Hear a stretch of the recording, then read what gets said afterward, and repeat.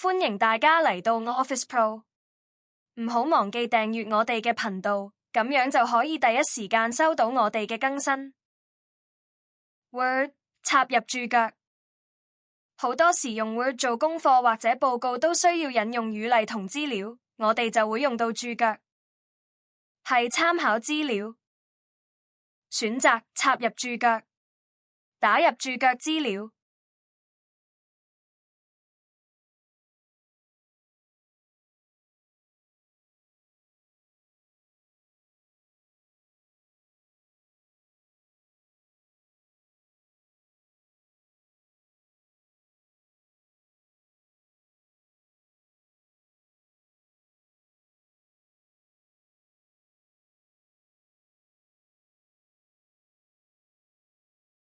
當有一個以上注腳，可按下一注腳，可以調整注腳格式與編號樣式。係參考資料中，點選小箭頭注腳及章節附注，可選擇唔同嘅編號樣式。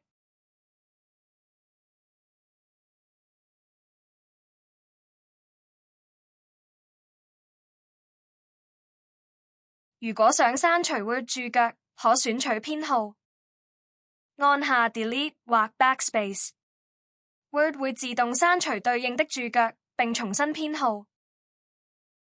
希望今日嘅介紹幫到大家，記得 Like and share.